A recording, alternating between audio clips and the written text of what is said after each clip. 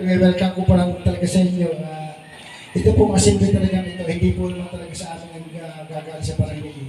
Ito po ay talagang memo na pinapaksak po sa amin ng DFG para nga po may payag namin lahat.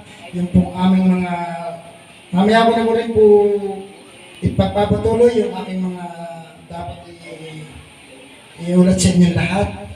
Uunahin po lang naman natin yung ating mga bisita para marinig po rin naman ninyo kung ano po yung kanilang mga accomplishment sa ating barangay. Maraming salamat po.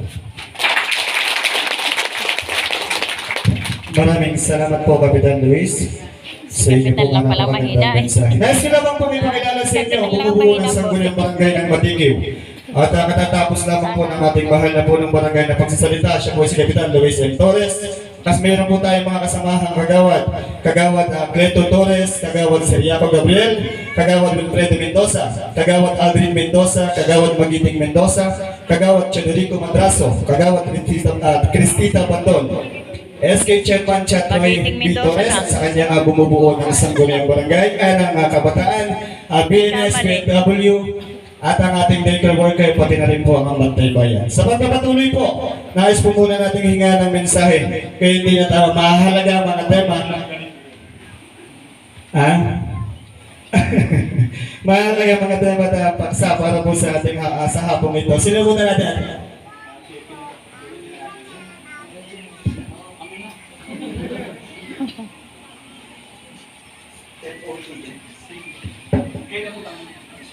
Yan. Nais po natin hinga ng mensahe ang ating Bureau of Fire Protection. Tinatawagan po tayo. Bigyan po natin ng isang mapalakpakan si FO2 Jan.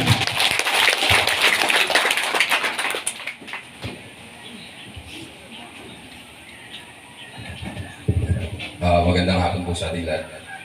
Maraming salamat po dahil kami po ay naanyayahan na maging kaisa po sa aktibidad po na ito. Lalo-lalo po sa ating kapitan, maraming salamat po. Yung behalf po ng aming hepe na si SFO3 Maybe Bascodi, aming pong ibinabalita sa inyo, pinapabot po namin sa inyo na ang ating pong bagong fire station ay gawa na po. At ito po ay matatagpuan po sa harapan ng evacuation center na po. So, ang tentative date po ng inauguration po nun is November 4 po, sorry. Yun po siya. Then, pina-follow up na po ni Hepe na magkaroon po tayo ng isang bagong fire truck. Kasi yun po ang kailangan po para ma-approve yung fire truck, kailangan po magkaroon po muna ng garahe. So, na-approve nabuo na po yung fire station, susunod naman po yung fire truck. Sa kasalukuyan po, mula po sa 8 personnel ng BFP, ngayon po ay naging 13 na po kami. So, mas mapapaigting na po natin yung fire safety sa ating bayan. Ang ating pong pagpoproseso ng building permit, business permit, at saka occupancy ay through online na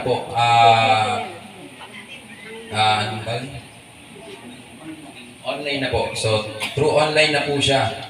So, amin lang pong hinihiling sa inyo, lalo na po sa ating Sangguniang Barangay, na ating pong ipaalam sa ating mga kasamahan na bago po pumunta sa aming fire station, mas maganda pong laman na po muna yung website. Kasi yun din po ang aming ituturo po sa kanila na puntahan para hindi na po magpapabalik-balik. Yun lang po at maraming salamat. Maraming salamat po, Sir FO2. Dito pala yung pilito mo, Sir. Sa certificate. Sir FO2 Jan Alson DU. Maraming salamat po sa isang magandang mensahe para po sa amin. Yan po, maraming salamat. Ayan. Maraming salamat po sa ating kapulisan. Welcome po sa Indimensa. Ayan. Nais po natin hinga ng mensahe pagpati ang ating asangay ng kapulisan dito po sa bayan ng Pakil. Palakpakan po natin, Sir Demesa.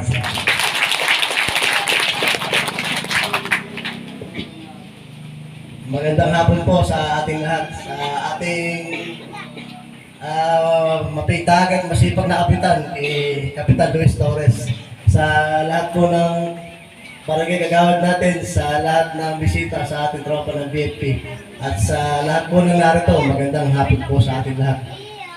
Kami po ang Paki Municipal Police Station sa panguna po ng aming hepe na si Police Major Glenn D.R. Cuevas.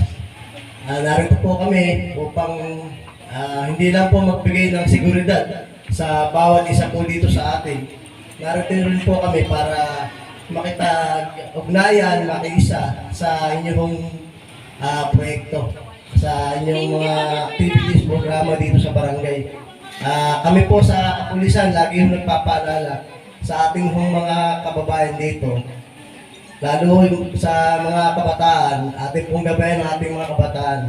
Meron ho kaming proyekto na kung tawagin ni Project Lucas, Project Lakas, na kung saan pangangalaga sa ating mga kababaihan, lalo na ho sa ating mga kabataan, mga minor, na ating pong pakiingatan, pakigabayan, at lagi ho nating bantayan. Gawa nga hong may mga kaso ho tayo dito sa atin, sa Laguna, lalo sa ibang lugar, na nakakatuho tayo ng mga rape cases na karamihan ho, ang involved po ay puro kabataan.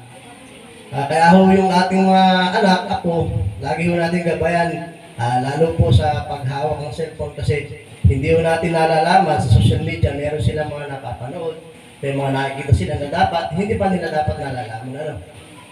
Kaya tayo mga magulang, tayo po ay laging gumabay sa ating mga anak. Kami yung namang mga kapulisan at tulaan pagka tayo ay may kailangan at mga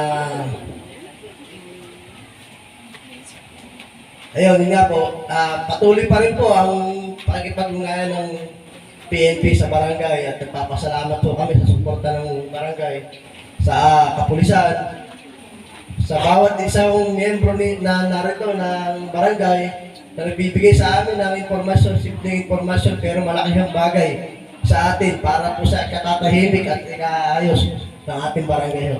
Muli ho, maraming salamat po.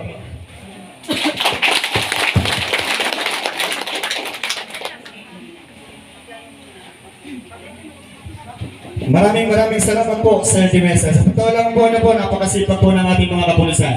Hindi ko nalalaman ng marami na po sila halos gabi-gabi, gabi-gabi. Ay nurumuron na po yan sila. Kaya minsan, makakasalubong niyo po yan sila sa daan kahit is oras po ng gabi. Ano po, muli po maraming salamat po, Sir Dimesa, sa ating buong kapulisan. At siyempre tayo po ay mapalad. Sa barangay po ito ay may nais magbigay ng knowledge sa ating barangay na meron po tayong bisita sa School of TESDA. Meron po tayong panauhin ang Mendoza Training Assessment Center Incorporated. At tinatawagan po, tinihinga ng mensahe para makapagbigay po na ilang baksa para po sa TESDA. Tinatawagan po si Miss Gina Mendoza.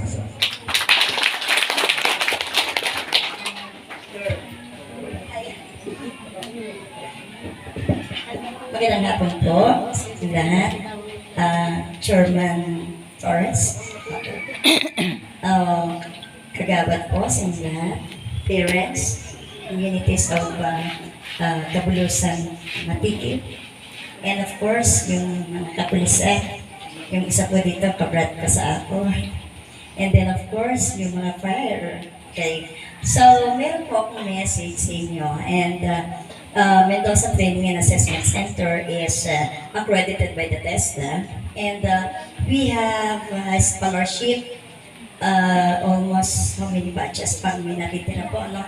So kailangan namin matapos to until December, second week of December. So due to many suspension of our government, medyo na suspended, no? Nagkaroon yan ang tala.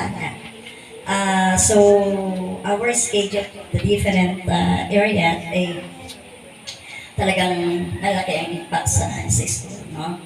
But then, dahil approve na rin po kami ng mobile training program, which is yung aming training na ino-offer ng TESDA ay pwede mo namin i-conduct anywhere in barangay. So, napuntahan po namin yung mga ibang mga LGUs So, pwede naman po yun, may LGUs, may barangay, so anywhere we wanted to be, no? Kung sino ba yung unang makapagbibigay ng mga estudyante, doon po tayo. Kasi kami po, may mga time frame din po kami, no? So, meron po kami mga scholarship na marami pa rin po mga scholarship, mga 7 pa o 6 batches po. So, electrical administration maintenance and C2 for 28 days po yun. 25 days and then 3 days sa business entrepreneur. Sa carpentry po, 38 days.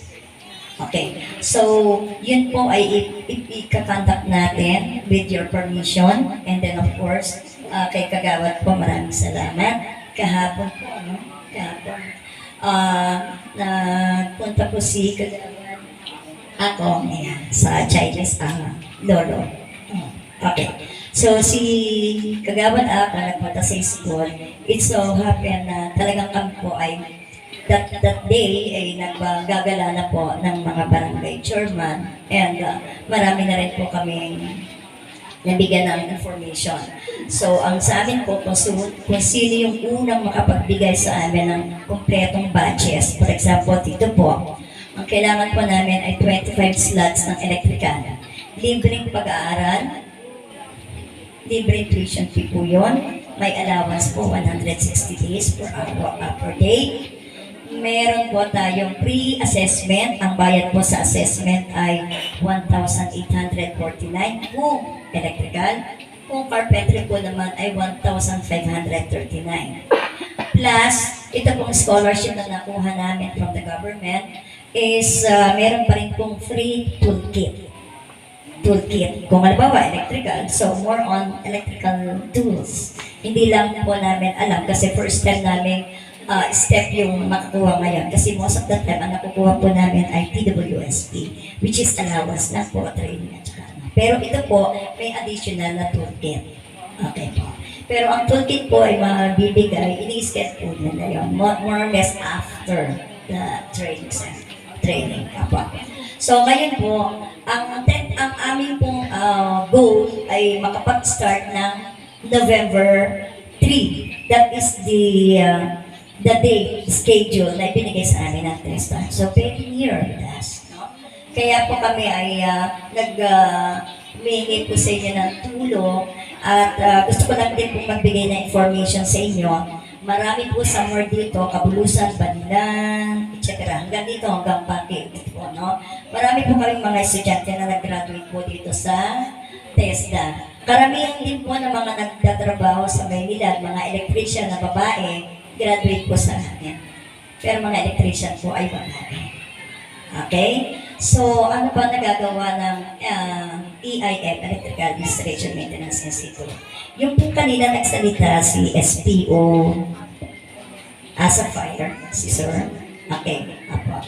So, di ba sabi po niya na maganda yung ano nila, i-inform po sa inyo na meron na po kayong mga building na pwedeng pag-anuhan, no? So, kami po, ini-invite din po namin kayo. You can able to join with us kasi meron po ditong FTAS na kailangan po ninyo. And this also would be a merit from you para magkaroon kayo ng additional merit para kayo sa promotion purposes na po yun. Kaya pwede po naman kayo. Ang mangyayari sa atin, kasi since kayo naman po ay may knowledge na about fire and everything, so pwede po namin kayong i-join dito sa Admana. Okay po. So, ngayon po, humingi po ako sa inyo ng tulong, no? Na yung pong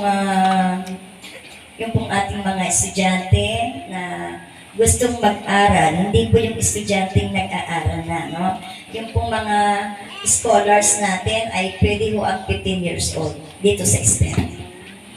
Kasi yung pong isang, dalawa po kasi 18 for employability. So dito po sa nakuha natin, STEM, pwede po sila ay mag-aral. Ang test po ay walang limit ang pag-aaral. Ang 15 years old po hanggang 65 pwede po as long as medyo accurate pa yung hindi pa no age limit sa TESDA. Wala tayong i-discriminate as long as gusto nila mag-aral. So, sana po, with the permission of our sana po ay magkatulungan tayo dahil ito po naman ay galing sa gobyerno at hindi po lahat ng school ng TESDA ay nagkakaroon ng scholar. It so happen, makapalang po mukha ko para humingi kung saan saang sponsor kung para magbigay ng budget. May senator, may legislator, may ano. Okay, yung pong iba, isang batch lang, isang taon. Yung iba, dalawa. Tayo po, 13 ang naibigay sa atin. Most of the time, more than 10 po ang nakukuha natin. It's not because malakas tayo, kung hindi, masipag lang po ang Mendoza Training Center. Para kung hindi na ako nahihiya mag-market dito, kasi parang puro Mendoza po yata mga tagawat. Sana po kamag-anak ko kayo. Okay po. Marami po kami kamag-anak dito sa Mendoza.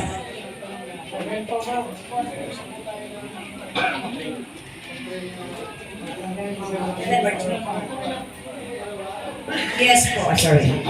Ang ating pong pag-aaral is 8 o'clock to 5 o'clock. Pero ganito po ang status natin.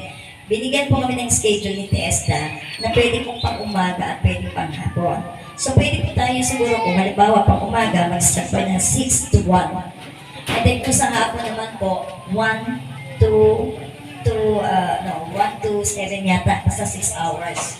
Starting from So pwede po. Maraming salamat po, Madam Gina Mendoza. Chang? Chang. Okay?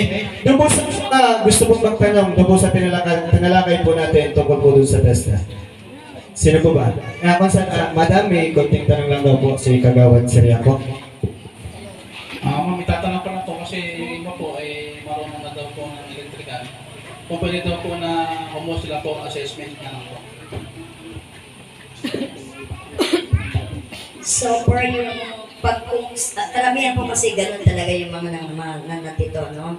Pag kayo po ay kukuha ng exam, may bayad po yun.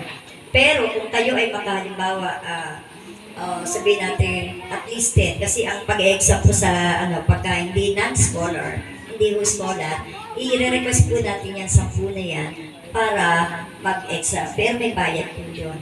Ngayon po, pwede po naman na maghanap tayo ng sponsor for you.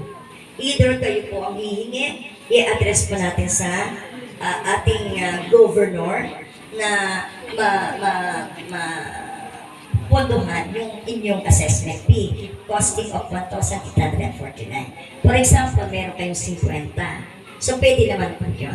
I-address na po natin. At tutulungan din po namin kayong maghanap. No? Ihingi po kayo, gagawa po kayo ng letter sa amin, address sa Mendoza, and then po baka makahingi kayo ng scholarship. Ngayon po, ilalapit po natin yung papel ninyo na na-receive namin, ilalapit din po namin kay Go. At dun sa pwede pang mag-sponsor, sabi ko nga po sa inyo, parang mukha akong manghingi. May mukha naman po susunod dun sa naging schedule po natin patungkol po dun sa magiging trainings. Dito po kasi sa mga residente po natin dito, kalimitan kumbaga araw-araw po tayo ng training. Meron po tayong trabaho kung maaapektuhan. Nihilin lang po sana namin kung sakasakaling matutuloy, mapag-aralan po na kung pwede po Sabado at Linggo. Para po yung Lunes at Biyernes ay magugol po nung iba po nating kasamahan para po sa trabaho. Wala po tayong program ng Sabado Linggo unless may attendance na po kayo. Pero yung sa TESDA, kasi minamatayin na tayo dahil na halos linggo-linggo, 2 months ago, merong laging suspended ang klase, 1 or 3 days. Wala po kung Okay, talaga kaya po, pwede gagawin natin, pwede tayo mag-start naman ng 2 hanggang 7 or 8. Pwede naman po yun.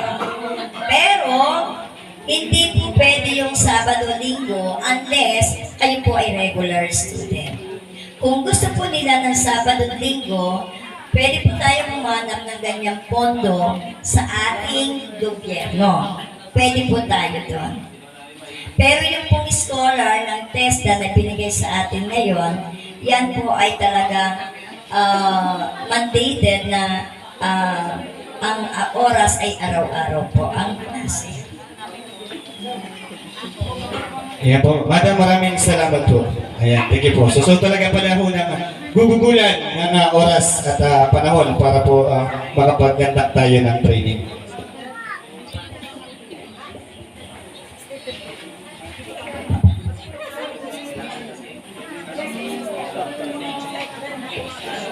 So baga po tayo magpatuloy, naniyahan po natin ang ating mahal na punong barangay dito po sa ating unahan para po bigyan ng certification of appreciation ang ating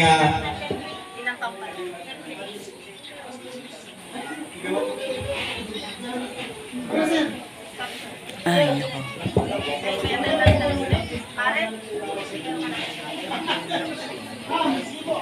ayan, sige. Para lang ako, Sige po, pwede ho muna magmerienda para po sa,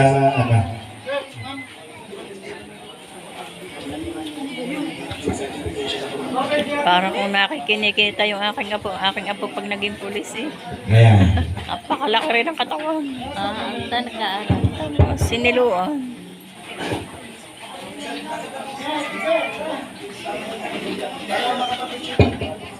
Ayan. So yun, sa magpapatuloy po tayo, susunod na po muna natin ang mga committee ng bawat konsel ng kagawad ng barangay ng Matikiw. So hinga natin ang mensahe ang ating may hawak ng infrastructure, ang pang-infra dito po sa ating barangay. So marami ho nagtataka dito bakit po nagkakandak ng isang barangay assembly. Ang isang barangay assembly po ay araw ng pagsisiyasat at pag-uulat kung ano po ang nangyayari at nagaganap dito po sa ating barangay. Ano po?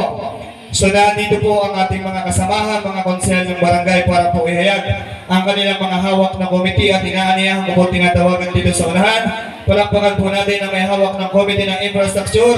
Palakpakan po natin, Konsel Cleto Torres.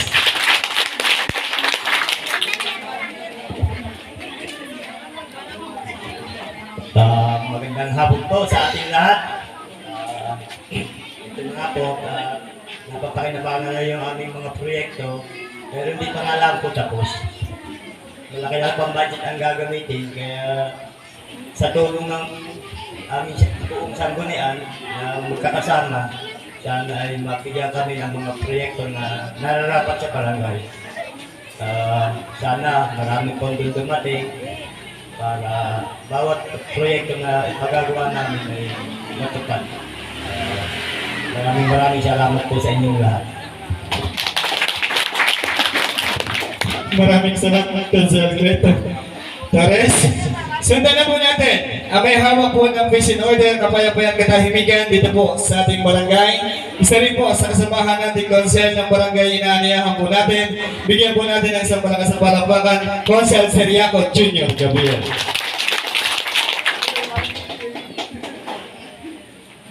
Muli po, magandang hapon po sa ating lahat.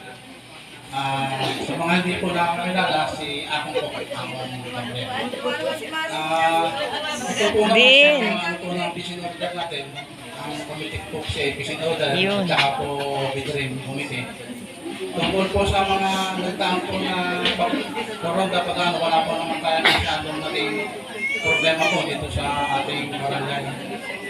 At sa Bidrim naman po, ay awa naman ng Diyos po ay may mga nakakabot po sa inyo siguro ang mga tulong dahil po sa Bidrim Committee po na tulad po ng buong sanggunian po. At meron din po tayong mga project po na hindi po nabanggit ni Consular Kelly, kaya lang po ay panay ongoing po yung mga project, hindi pa po mga tapos na. Yung pong inuhukay natin doon sa taas na solar pump, hindi na po natatapos dahil maulan po. Yun po ay bayan na yung program po yun na Ay! na ano siya, po. Ang galing naman pumuesto nito. Tapos meron din po tayong gagawin po Hindi, dito si sa Din. Mangga Street Hoy! na isa pa pong puso. Na hindi pa rin po Din!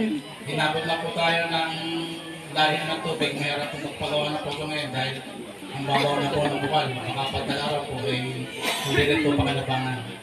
At yun lamang po at marami pong salamat sa inyong lahat.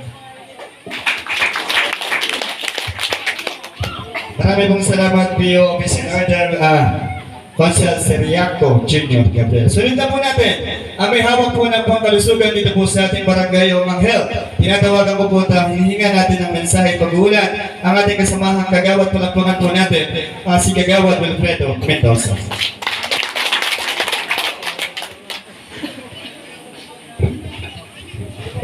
Bago po natin, nais ko po ng batiin ng ating mga kapitan. Magandang hapon po, tsaka po sa ating mga panauhin, yung po fire protection, at yung po ang ating mga kapulisan, kauna po kay Richard de Mesa. Ganun po rin sa aking mga kasama, mga kagawad, hindi ko po isa-isa ng mga pangalan, sa ating mga bantay bayan, sa ating mga SK.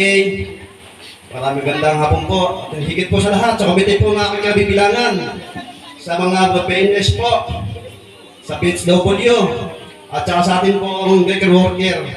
Magandang hapon po sa inyo lahat. At hindi ko rin kalimutan ang ating dalawang mabait at masipag na secretary treasurer ng ating barangay na kahit po gabi na ay nagtatrabaho pa rin sila.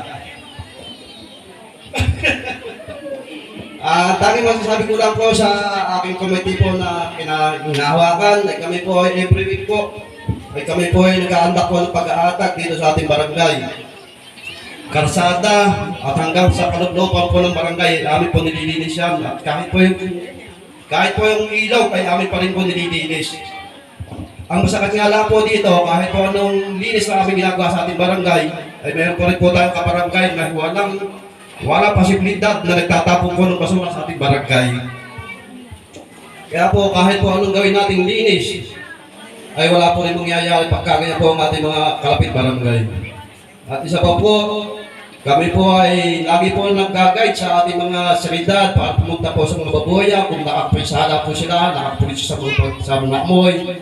At kung po sila ay nakapulisyo, yung mga amoy na kanilang mga ng baboy, ay nagsubidan po nagsara ng salidad. Katulong po ang barangay. At isa po dito po sa school, 3 beses na po yan spray para po sa pagkayang po ng dengue. Iwas dengue po sa mga lamok. At isa po, masasabi ko lang po sa inyo, sa akin po mga kabarangay, kung meron po sa ating mga bakuran, meron po mga nakikitang lata, bote, o goma po na meron pong istakan ng tubig ulan, pakialisin na po natin, para hindi na po tayo magkameron ng itlogan ng lamok. Dahil po doon nagsisimula po yung pagkakameron po ng mga maraming lamok, kagaya po ng dengue. Dahil nung nakaraan nga lang pong buwan, kami po ay nag-seminar po sa baral tungkol po sa dengue. Kung nakakasama po namin si Kapitan at saka po dalawang kagawad. Nag-seminar po kami. Nasa bawang sang kagat po ng lamok natin sa atin. Kaya katumas po lupada mo may 400 itlog. Nasa po sa isang buwan po, pwede na rin mga gat sa atin. Kaya lang po yan ang pakiusap po sa inyo. Atin po linisin ng lahat sa ating mga harapan. Kung meron po tayong mga tambote, lata, gulong, ating na pong alisin para po yun as protection para sa ating mga anak at sa ating mga kabarangay. At yun lang po, maraming pong salamat. Maraming salamat po, Committee on Health, Councilor Wilfredo Mendoza. Siyempre po, ang sunod pong committee ay wala pong iba kundi po ako. Ako po ang may hawak ng committee ng edukasyon po dito sa ating barangay o kagagawaran ng pang-edukasyon dito sa ating barangay. Ako po si Kagawad Aldrin Dindin Mendoza na handa sumusuporta sa mga aktibidades po ng school, kagaya po ng daycare at ating elementary. Kung pagbabasayan naman po natin kung ano po yung nagiging pondo ng ating pang-edukasyon, ako po ay dumidepende, o kami po ni Kapitan ay dumidepende minsan sa sangguniang kabataan. Dahil halos parehas po ang committee ng Youth Development at committee po ng education para po dito sa ating barangay. Muli po, maraming salamat po at isang magandang hapon po sa inyong lahat. Isunod na po natin ang committee na appropriation o may hawak ng committee ng pananalapi dito po sa ating barangay. Inaanayahan ko po at bigyan natin ng magandang masikapang palakpakan ko siya magiting. Magandang hapon po sa inyong lahat, sa mga bumubuo po ng sanggunian, at sa ating po mga bisitang kapulisan, mga fire, at sa mga SK, at sa ating po mga tanod sa mga tanapin. Ang akin hong sasabihin o paliliwanag ay pahapyaw kulang ng mga budget na pumapasok po sa ating barangay per month. At yung pong mga pinagkagastusan si Kapitan na po yung magpapaliwanag sa inyo po. Favorite actual place ni income po Dindin talaga yun. ng ating barangay, itong taong 2025. Sa RPT po, yung real property tax Salbahe. na nanggagaling po sa bayan. For the month, ito po ay RPT, CTC, tsaka po yung ating mga freelance yung sa barangay. Salbaheng bata. For the month of January po, ang RPT po natin ang galing sa bayan ay 5,680.17. Tapos, ang nakaparte po natin sa bayan for the month of January, ang mga sedula po naman, yung CTC, nakapera po ang barangay sa buwan ng January ng 3,684.64.